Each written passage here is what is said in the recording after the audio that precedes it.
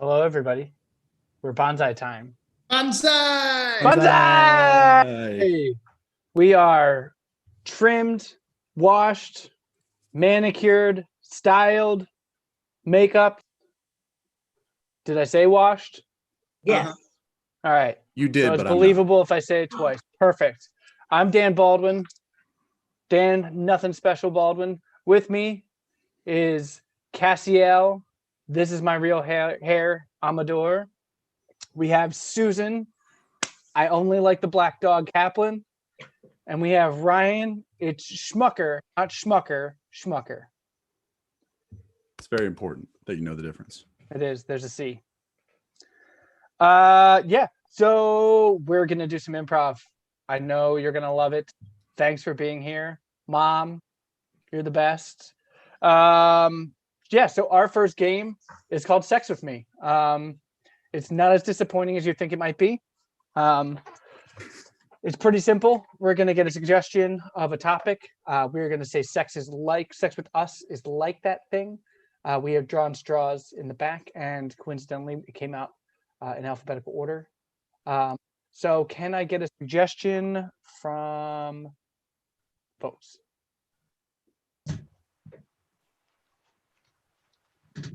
Suggestion of a topic. Baking Christmas cookies. I heard baking Christmas cookies. All right, Cassie, I'll take it away. Sex with you is like baking Christmas cookies. Baking Christmas cookie. Wait, I already fucked up. It's like baking Christmas cookies.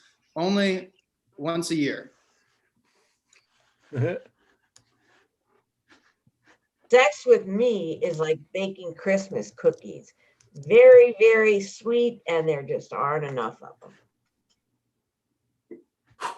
Sex with me is like baking Christmas cookies. It's always better with Mom. Oh. Sex with me is like baking Christmas cookies. It always smells good. Sex with me is like baking Christmas cookies. It's usually in the kitchen. Sex with me is like baking Christmas cookies. I only get to eat them at work. Sex with me is like Christmas cookies. There's a smell of pine in the air. Sex with me is like Christmas cookies. It always ends up in animal shapes. Jeez. Sex with me is like Christmas cookies because I'm allergic to ginger and I'll just pass out. Sex with me is like baking cookies. Why? Because I never bake cookies. Sex with me is like baking Christmas cookies. There's always Christmas music in the background. Sex with me is like Christmas cookies. A little pinch of sugar and you pound the shit out of soft white dough. New All right. suggestion. Yeah, new suggestion from the group. Playing pool. Playing pool. Sex with me is like playing pool. I always land one in the hole.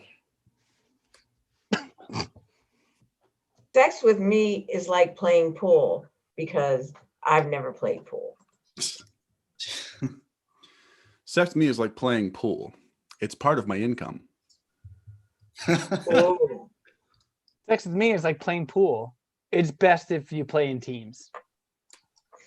Sex with me is like playing pool. It's usually at a bar, late after a few drinks. Sex with me is like playing pool. You just hit the ball. Sex with me is like playing pool. You always have to have a little bit of chalk around. Damn it. Sex with me is like playing pool. If you put your drink down on the table, it'll bounce and yell at you. Sex with me is like playing pool. It's long, skinny, and very uncomfortable. Sex with me is like playing pool. Why? Because there's a pole and then there's a ball. Sex with me is like playing pool. I like to be the one who breaks first. Sex with me is like playing pool. If you want next, just put down 4 quarters. One more suggestion. Climbing Mount Everest. Oh boy.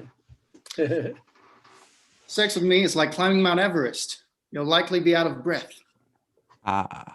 Sex with me is like climbing Mount Everest. It takes a shitload of work. Sex with me is like climbing Mount Everest. A lot of people die. Oh. Sex with me is like climbing Mount Everest. It was first done by Sir Edmund Hillary. I thought we were gonna top that. All right. That was Sex with Me. Thanks, Ryan, for stealing the dead people right before me. Made me come My up with something pleasure. else. Our next game is going to be hosted by Susan. Susan, I turn it over to you. Hey, so our next game is Ding. And the way it works is we have 2 improvisers or 2 people, they start a scene, and then I say ding when I want them to give another response or say something different. And I can ding as many times as I want, and they have to come up with something different. So our 2 improvisers are Ryan, not Schmucker, and Cassiel. There he is. Okay, take it away, guys. We need a suggestion from the audience. Library books. Hey, Miss Marple, you know, I told you I keep bringing you the library books, and I know I haven't. Can I just get one more week? Okay, I'm starting to get really scared by all the threats you're giving me. Miss Marple? Lawrence, I have given you just about every single book in this library. Look around you. We have no more books here. Oh, what can I say? I'm an avid reader. I mean, I never really finish them, and I usually only start like a chapter. But, you know, it's the collection that makes me feel good. What could you possibly have to read about the inner political madness of first century Chinese politics? I mean, where is it coming from?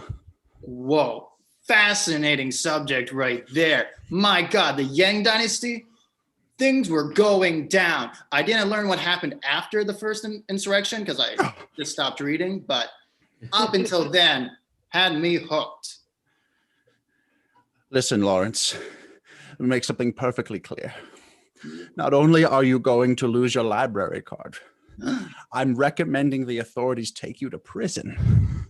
You'll be the first man in history to go to jail for not returning library books. Do they have books in jail? I assume they do, and so help me God, I hope they put you in the hole if you take them home with you. Take them back to the cell with you. Ooh. Ding. I heard a ding. Who's Ding. ding? Ding. Who? So help me You. God. So help me God. You. They do have books in prison, and I think you should be the librarian because you've stolen so many of mine. You know, I am pretty good at that. I've been stealing books since I was a wee little lad. I remember my first Sesame Street book. Still never gave that back. The monster at the end of this book. Monster at the end of this book. I know. I gave it to you. Oh, yeah. Oh, my God. You're ancient, Miss Marple. Ancient. Ding. Oh, gee, was that me? That could have been someone else, you know. I mean, another person with my exact name and physical description. It wasn't you. Oh, okay. I have an entire filing cabinet dedicated to Lawrence McIntyre, 221B South Lawn Avenue. I know it's you. You keep me up at night. I know, I've read the letters you've sent, and frankly, they're a little shocking. I mean, I didn't get it past the first paragraph, but it was all about, I'm gonna get you. Justice will come down on you. I got bored. I know. I'm so sorry. I don't know why I can't get books back.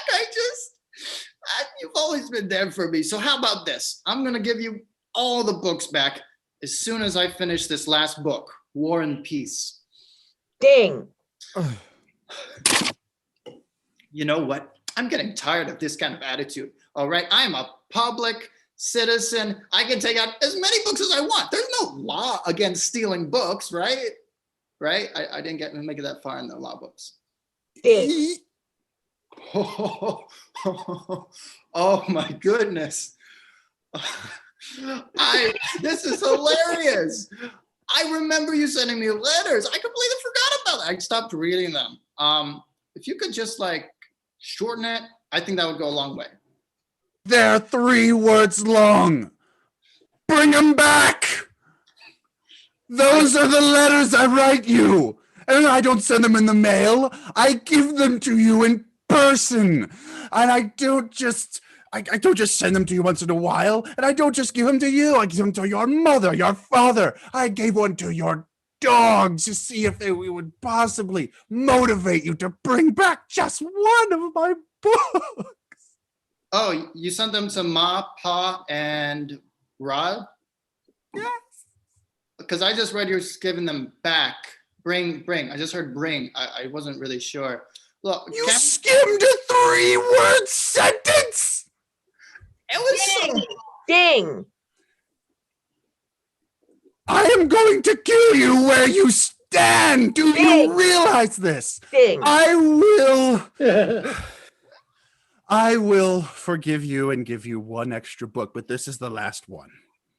All right. Do I get a pick or do you have one in mind? Well, it's the only one left. It's the Bible. I'm not really. I don't know. What, you're not much of a reader? I've read it before. Oh, you've actually read the Bible. That's actually quite impressive. But so what? You read the Bible, but you don't read my 3-word sentences. Hey, I mean, I do it every Sunday, you know? I mean, I believe in... Ding. Hey, of course I've read it. It's famous. I just don't want to... I'm just not interested in reading it again, you know?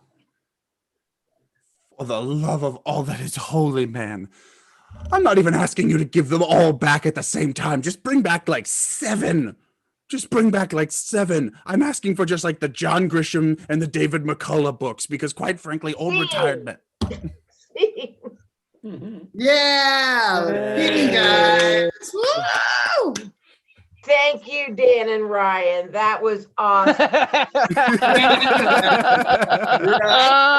That's Thank you, Cassie and Ryan. That was awesome. You did a great job. Good job, Dan. Woohoo! Yeah, go Dan. No one ever has to do improv again. That was perfect. all right, guys. Dan's gonna take it away for our next game. Apparently I'm Dan today. So I'm going to introduce the next game because I take no part in it. Our next game is going to be Translator, tried and true favorite of ours. In this game, we're going to have an expert in a field being interviewed. And our expert this game is going to be Susan. Susan, come on up again. There. All right. Susan is going to be our expert analyst on a certain subject. Can I get a broad subject from the audience or a specific one? I don't care. 90s sitcom shows. 90s sitcom shows. All right, so Susan's going to be an expert in that. Problem is she doesn't speak any English in this at all. She does not speak it. So we're going to need a translator, and that's going to be played by Ryan. Come on up, Ryan. Yeah, okay. Scare us a little. Okay. Ryan is going to be our translator, and then finally we're going to have Dan up, the real Dan, brought up, and he's going to do the interview. Take it away, boys and gals. Woo. Hey, everybody. Thanks so much for tuning in to Must See Sunday whenever you watch. I drop this podcast, webcast on Sundays. So, yes, must watch Wednesday or Sunday or on your toilet. Today on the show, we have an excellent expert. She doesn't need any introduction whatsoever, but she insisted that I do so. This is Dr. Gwen Stefani, not the actual Gwen Stefani from No Doubt, but Dr. Gwen Stefani, the Farvluvian expert in 90s sitcom. Doctor, thank you so much for being here. Pleasure to be here, Garth. Okay. I thought that instead of, doing a couple of get to know you, what's your favorite sort of questions right off the bat, I'd get into the hard hitting meat of this interview. I've got some great questions I think all of our listeners are hoping for. And so what happened with you and Matt LeBlanc? You guys were the perfect power couple. Everybody thought you'd last.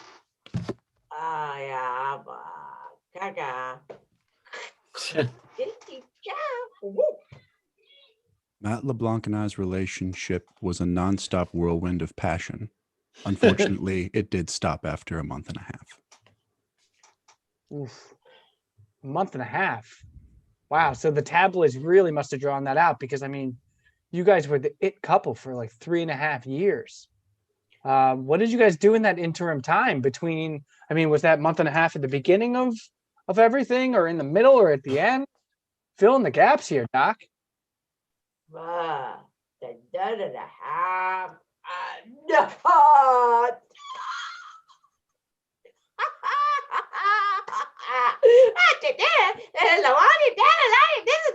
Whoa.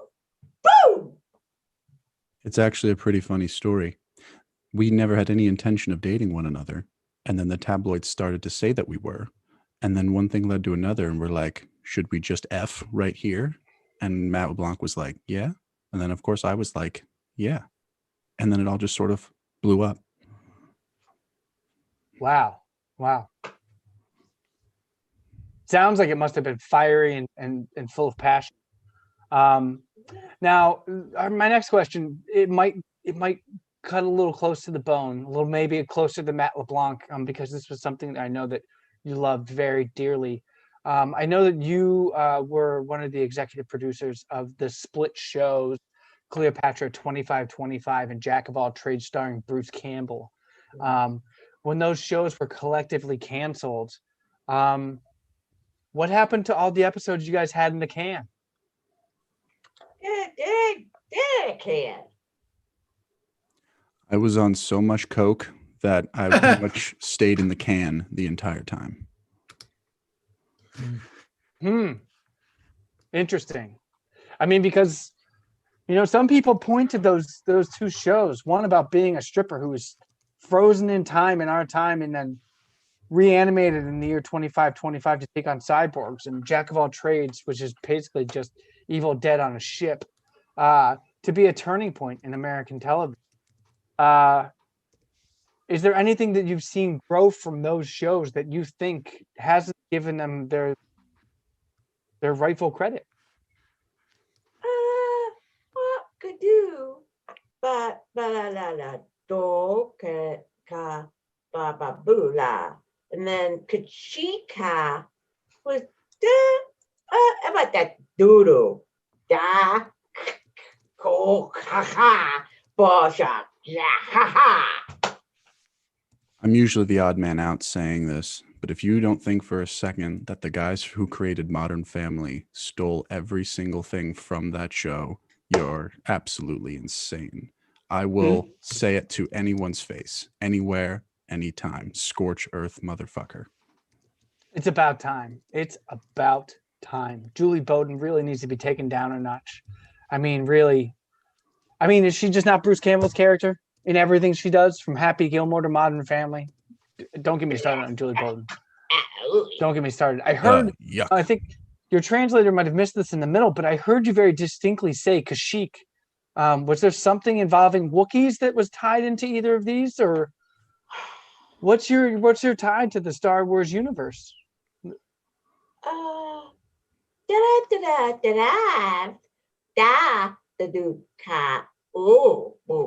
La la. Woo, but woo. Of course you do. But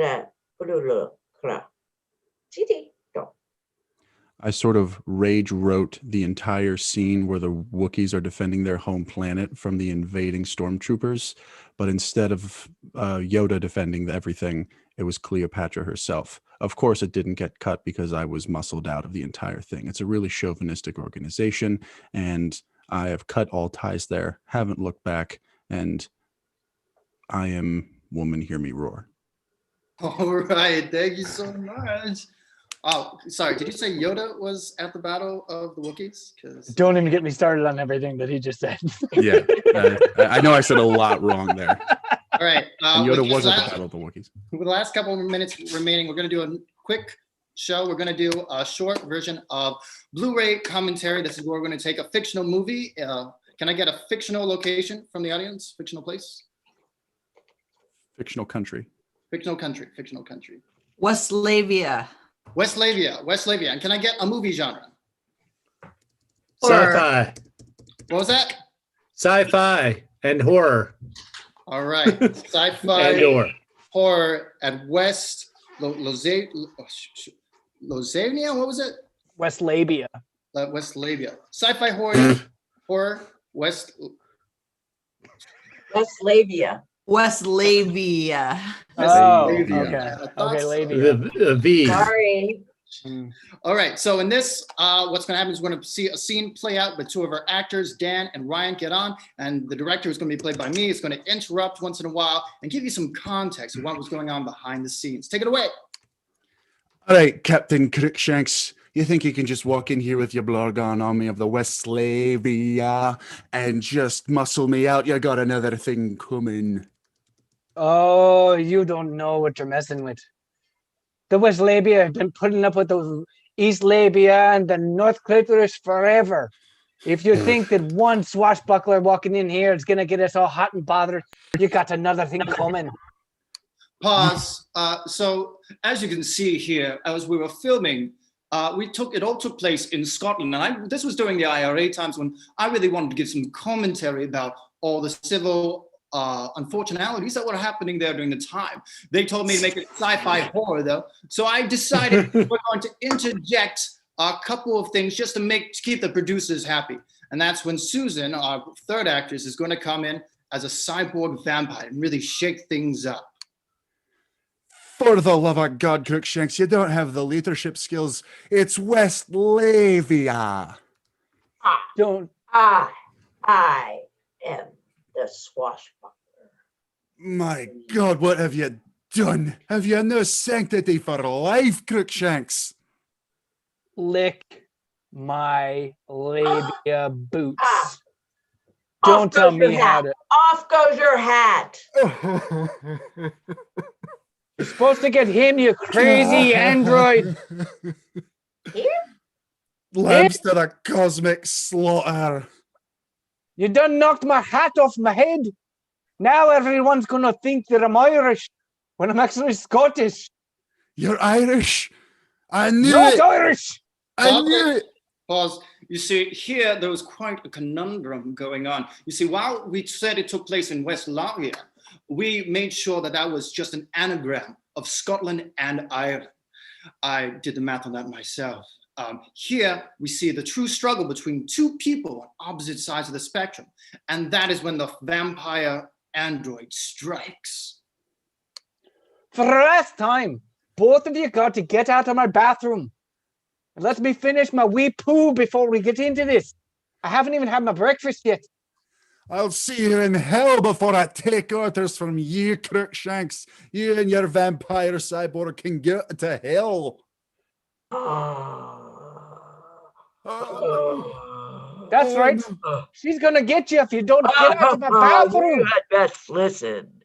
I will never leave this bathroom. Freedom! Well, fine. It was at this climax of the scene, the very last few sentences, the whole movie, that our vampire android, played by Susan, reveals the true meaning behind the film. It was eloquent and made the whole audience cry before credits rolled. Relax. It was just going to be a love bite to fortify us, our love. Oh, between. word? Just like a love bite right here on the neck. Just- That's- She's not talking to you, you wet noodle. Well, She's let's my have her android. decide. All right. Moving. Well, thank you all for coming. That was Bonsai Time. Thank you. Hey!